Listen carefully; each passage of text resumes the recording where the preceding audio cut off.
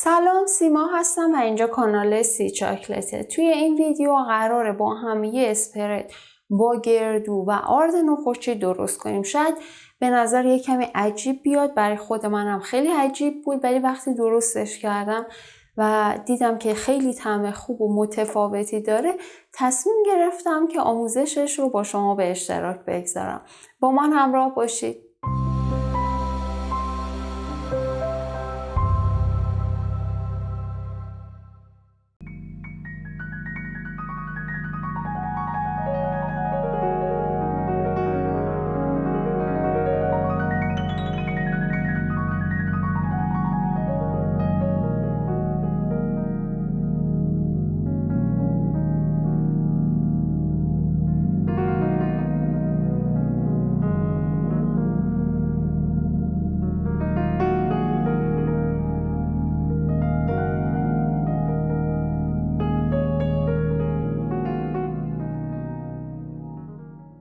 خب میزان مواد اولیه رو داخل دسکریپشن براتون نوشتم، حتما از اونجا نگاه کنید. ببینید مراحل کار دقیقا مثل سایر اسپرد هایی که داخل کانال داشتیم همونطوری هستش. اول روغن مایعمون رو به دستگاه اضافه میکنیم، بعد گردومون رو که از قبل آسیاب کردیم کم کم به دستگاه اضافه میکنیم. توجه داشته باشین که اگر سنگ کف دستگاهتون یا سنگ قلتک ها سرد باشه، گردوی شما خیلی دیر به روغن میفته و اون حالت روون رو پیدا میکنه. پس عجله نکنید. اگر دیدین که هنوز داخل دستگاهتون دماش پایین هست و سرد هست، کم کم با گرفتن سشوار به سمت سنگ های داخل دستگاه دما رو کم کم بالا ببرید. انقدر این کار رو به صورت متناوب انجام بدید تا گردوتون با ترکیب روغن تقریبا یک حالت نرم و یک دستی رو به خودش بگیره. بعد از اینکه گردو و روغن کاملا ترکیب شدن و یک کمی دمای موادتون بالا رفت، کوکومس رو آب کنید و به ترکیب اضافه کنید. ببینید کوکومس همون کوکونیبز گرایند شده یا آسیاب شده هست. حالا من در انتهای ویدیو براتون کامل توضیح میدم که اگر خواستین از کوکونیبز استفاده کنید چی کار باید انجام بدید. بعد از اینکه کوکومس رو اضافه کردین، درب دستگاه رو بذارین، باز یک کمی دمای مواد بالا بره و بعد از اون کم کم بیاید به صورت متناوب آرد نخودچی و پودر عسلتون رو اضافه کنید. میتونید به جای پودر عسل از شکر معمولی استفاده کنید. توجه داشته باشین که آرد نخودچی که من استفاده میکنم رست شده و تفت داده شده هست. به هیچ عنوان از آرد نخودچی خام استفاده نکنید، چون یک بوی خامی به محصول نهاییتون میده. وقتی که آرد نخودچی و پودر عسل رو به مواد داخل دستگاه اضافه میکنید، موادتون خیلی سفت میشه.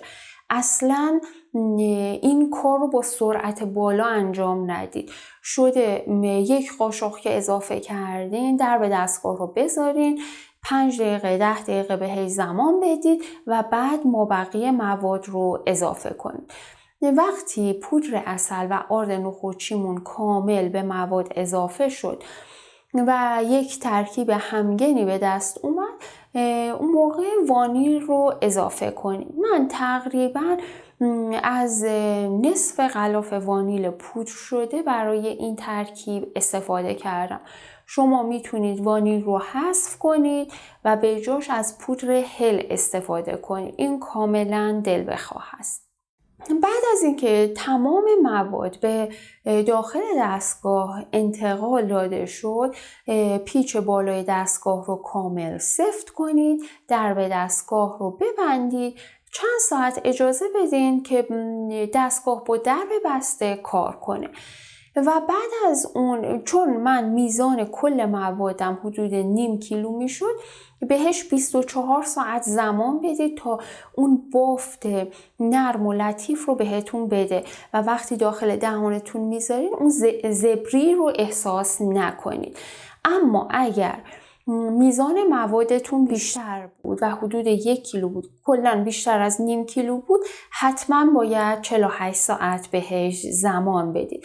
وگرنه اون زبری رو میتونید داخل دهانتون حس کنید که شاید براتون خوشایند نباشه. بعد از اینکه تایم مورد نظر گذشت و ما به اون بافت دلخواهمون رسیدیم، دستگاه رو خاموش میکنیم، مواد رو از توری فلزی رد میکنیم. ببینید موادمون تقریبا غلیظ هست، بنابراین از اسپاچول کمک بگیرین تا مواد از صافی فلزی کامل رد بشه و در آخر از باد سشوار استفاده کنید تا موادی که به صافی فلزی چسبیده از صافی جدا بشه. حالا باید موادمون رو تمپر کنیم و بعد داخل شیشه های مورد نظر بریزیم. همونطور که در مورد اسپرت های دیگه هم این کارو کردیم، تمپر کردن اسپرت در واقع با بلندر انجام میشه. دمای نهایی اسپرتمون باید حدود 25 تا 26 درجه سانتیگراد باشه.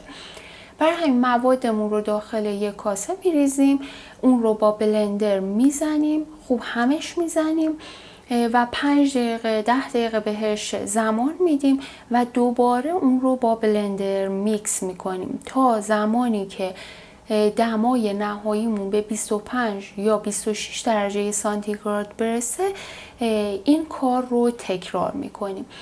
بعد داخل ظرف مورد نظرمون میریزیم و بهش اجازه میدیم تا کامل خودش رو بگیره.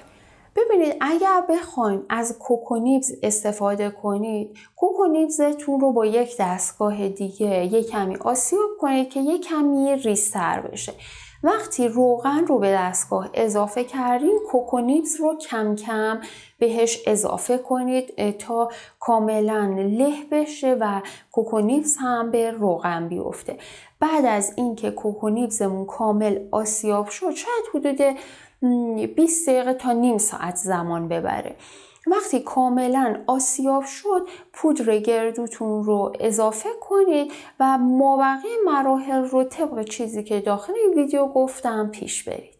بافتی که از این اسپرت داخل ویدیو بهتون نشون دادم، بافت نهایی که بعد از اینکه داخل شیشه ریختیم و گذاشتیم که خودش رو بگیره، در واقع بافتی هستش که شما در دمای حدود 22, 23 و یا 24 درجه سانتیگراد میتونید از این اسپرت بگیرید.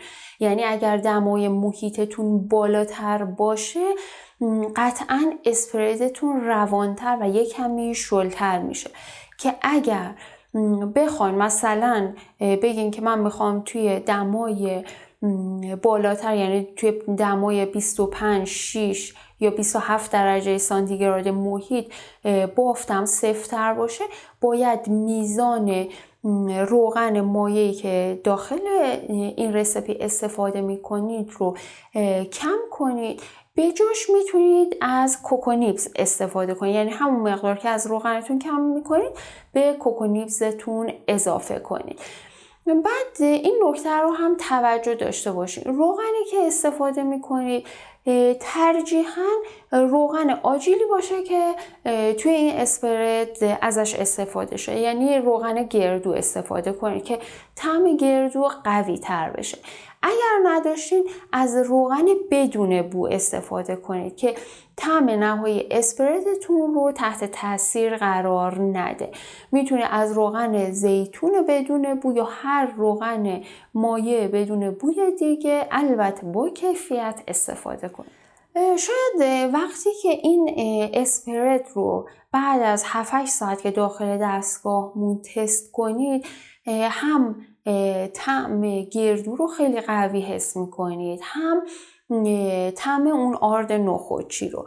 ببینید اون تیزی یا تلخی که گردو داره رو کاملا حس میکنید. اما وقتی که 24 ساعت زمان از روش میگذره، کاملا یک ترکیبی از طعم‌ها رو حس میکنید و هیچ کدوم از این طعم‌هایی رو که گفتم به صورت مجزا نمیتونید حسش کنید و در واقع میتونم بگم که این یه ترکیب خیلی خوشمزه است اگر ابزارالاتش رو دارین و مواد اولیش در دسترستون هست حتما امتحانش کنید.